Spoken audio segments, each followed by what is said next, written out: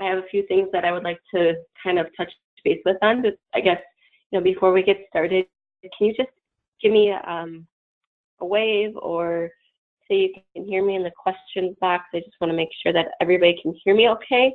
I'm on a speakerphone, so if it's not as clear, just let me know. I can pick it up and put it next to my head, but just wanted to see if this would work okay. Okay, all right, looks like we're doing good. All right, sounds good.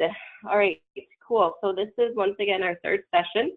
Kind of flying through these. Hopefully you're enjoying them and getting what you intended out of them. Last week we talked more about kind of what clean eating is, kind of giving some examples of the different phases of what processed foods can look like. And then we ended our conversation on balanced eating and starting to talk about what foods we should be incorporating into our diet. So I think we're going to pick up where we left off with that topic of balancing, quote unquote, the plate method. So kind of balancing the foods that we are actually putting on our plates for our meals.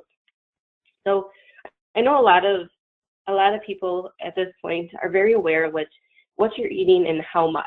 It's kind of that natural intuition that if you do want to perhaps lose weight or even just improve your fitness level, you want to focus on what you're eating. So I think that's very important, and especially, those of you that are focusing on calories, they don't want to discount that. But what I do want to focus on is the type of calories that you are eating. As we mentioned in our session last week, that a calorie is a calorie, but really how your body utilizes it, you have to go kind of one step past that and focus on the macronutrients, which are the fats, the proteins, and the carbs. So what your calorie makeup is comes from those three main groups. And then beyond that, there's the other nutrients, micronutrients and vitamins and minerals and those types of things that are as important, but it's harder to focus on those specifically unless you have, a medical need or, are focused on specific areas of that. So we're going to talk a little bit more about balancing your plate method.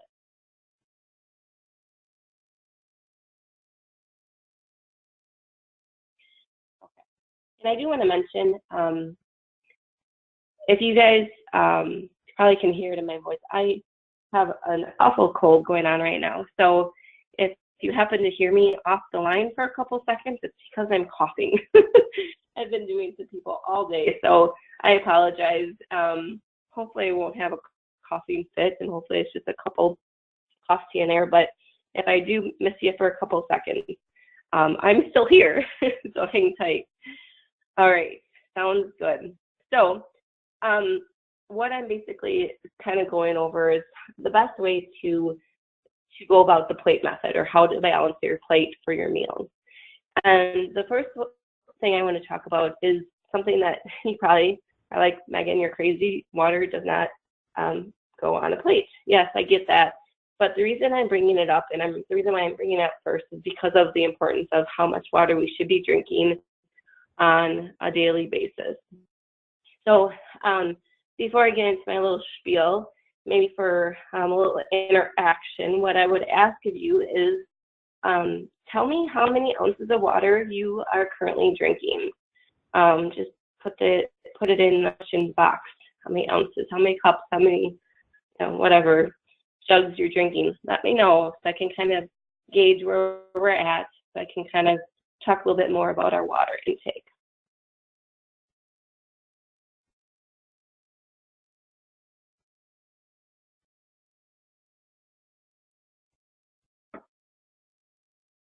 Okay. Like we have some water drinkers out there. Okay. All right. Sounds good. Everybody's kind of in the, 20 to 30 ounces, so that's good. We're getting our water intake. Now, if you could tell me if you feel that you get enough. Just say, yes, I get enough, Megan, or no, I don't feel I get enough.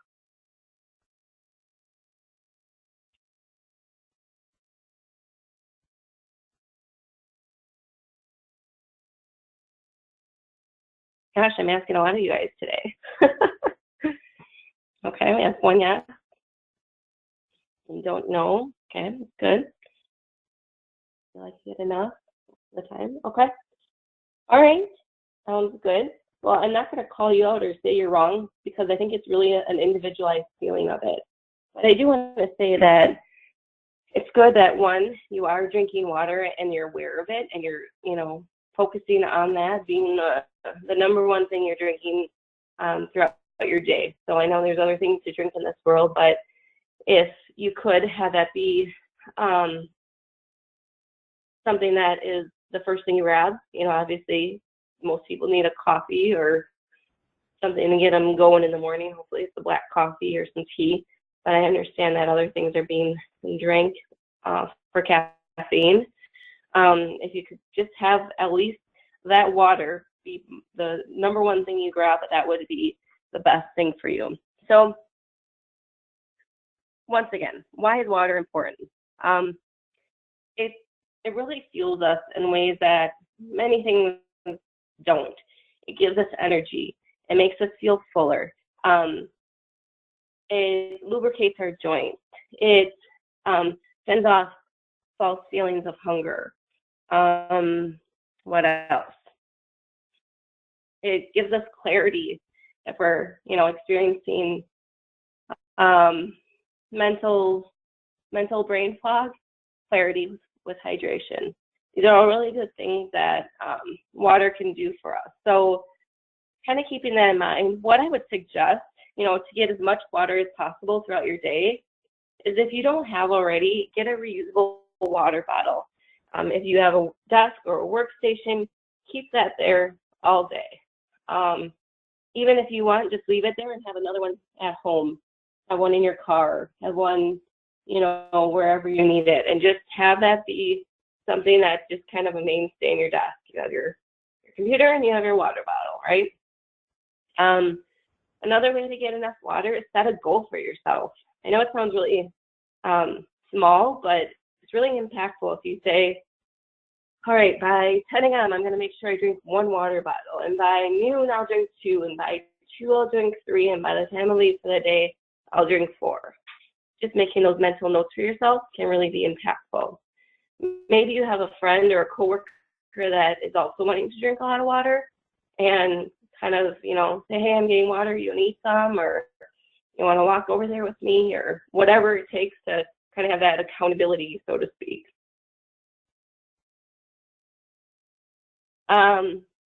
There's some apps that you can track your water. You can even just have it on a Post-it note, make those, what do they call them? The Roman numerals, not the Roman numerals, but the tally marks. Take off 4 tally marks or 20 tally marks, whatever you need to kind of know that you're getting enough for the day.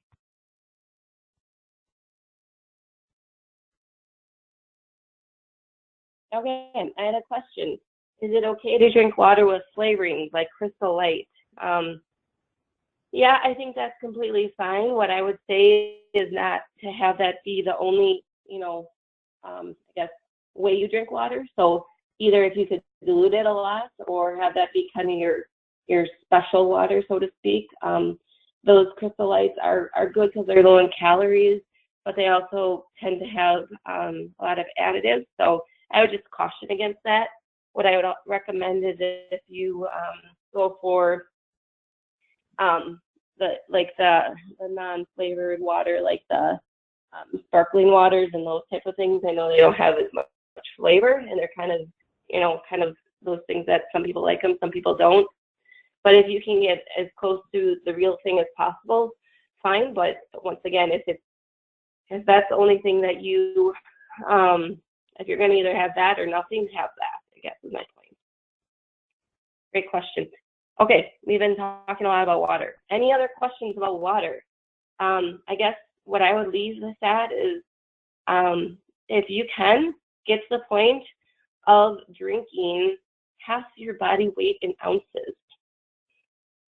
Yeah, I know that sounds like a lot, and you're not going to start tomorrow, but if that could be something you could work yourself to, your body would adjust and you would start to feel really good about your energy levels, your body functioning, your joints, your digestive tract, everything will really benefit from that. So just a thought, if you can get to half your body weight, and so if you're a 200-pound person, it would be 100 ounces. If you're a 100-pound person, it would be 50 ounces. Does that sound crazy? Probably, but it's something that you can maybe get to. All right, that's my spiel on water. Next, for balancing the plate method is to make half your plate vegetables. Half of your plate to be vegetables. Yeah, that's, I know it's a lot, but there's so many vegetables out there that I think this is really doable. And vegetables can be transformed into many different things that you can, have so much variety. Just a few thoughts. Sauteed zucchini, broccoli, roasting any vegetables. It's kind of that season where the squashes are in season. You can grab those. Add anything pretty much to your scrambled eggs, right, for breakfast. Put a handful of kale or spinach in your smoothie. For lunch, have salads or wraps with tons of veggies on them, or have your wrap be a lettuce wrap. Cut up raw veggies like peppers and cucumbers and carrots and have them available to grab and go, especially when you tend to go for food that isn't maybe healthy around, mid-afternoon. You go to the vending machine, grab the chips. Maybe what you could have is just some crunchy veggies to chew on. Seasonal vegetables that I mentioned, we're kind of at the end of the growing season here in Wisconsin, but you still have lots to pick from. And then you can sub out your starches and your grains with vegetables. Have you guys ever heard of zucchini noodles or zoodles or spaghetti squash instead of noodles? You can make cauliflower into pretty much anything at this point. You can make it into rice. You can make it into something that can replace mashed potatoes. You can make it into a pizza crust. You can make sweet potatoes into fries and put them in the oven instead of regular fries. If you're interested, I have a few recipes. Just email me and let me know. One of them is a broccoli pizza crust. I know that sounds crazy. But hey, if you have an open mind, it's really good. I can send that to you. So let me know. All right, next is to limit dairy and focus on healthy fats. Dairy has a fat component that is potentially not good for us, right? So when you think of dairy, I mean milk, yogurt, cheese. If you can limit your servings to maybe 1 or 2 a day, that would be ideal. It has a lot of saturated fat.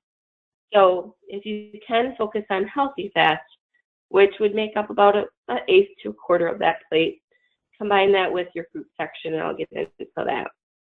So healthy fats come from olive oil, nuts, nut butters, avocado, fatty fishes like salmon, those type of things. So, kind of combo in your healthy fats with your fruits are the way to go. So an apple or a banana with nut butters, dried fruit and nuts like a trail mix or granola bars that are high in fiber and protein but low in sugar. Those are a good combo of a healthy fat and some fruits. Next, protein should be about a quarter of your plate. Protein really packs a punch for, the size that you get. So some great sources of protein would be eggs or egg whites. Nuts like walnuts or almonds are a good source of protein, not as high. Turkey, chicken, fish, beans, and legumes are all great. Protein really helps to stabilize blood sugar. It makes you feel fuller a lot longer. So making sure 1/4 of your plate is made up of protein. Are you guys kind of picturing in your head what your dinner is going to look like with this plate? And number 5, reducing carbs where possible. So if you're aiming for weight loss, the number one thing you can do is to count your carbs. If you're interested in losing weight, try counting your carbs versus counting your calories, as I mentioned earlier in our session. If you can, focus on shooting for about 50 to 100 grams a day. That would be the ideal, range to be at for your carbs. So just to give you a little bit more idea where carbs can come from, and keep in mind some of these have lower carb counts than others, but just so you're aware, dairy has carbs, milk, yogurt, and ice cream. Fruit has carbs, grains like bread, rice, crackers, and cereal. Legumes, beans, and other plant-based proteins have some carbs in them. Starchy vegetables like potatoes and corn, and sugary sweets. So once again, if you're interested in focusing on carb counting, that may be the ticket to focus on for weight loss. All right, so that is all I have for our session today. Our next session, we'll be doing a little bit more deeper dive into the nutrition facts and labels and what to look for specifically. There's a lot of information on there and a lot of that we may target to look at, but what does it mean, and with your specific goals, what to look for. I think I had another question. All right, so back to the question about water flavoring. Looks like, drink 8 ounces of plain old water, then 8 ounces of flavored, and repeat. I like it. That's a good pattern, something to look forward to between the plain old water, right? All right, any other questions you guys have about all this information? I'll kind of hang out, see if you want to type in any questions or raise your hand. Otherwise, we'll plan on talking next week. Same time, same place, and we'll have session 4. We'll talk a little bit more about nutrition labels. Thanks for hanging out.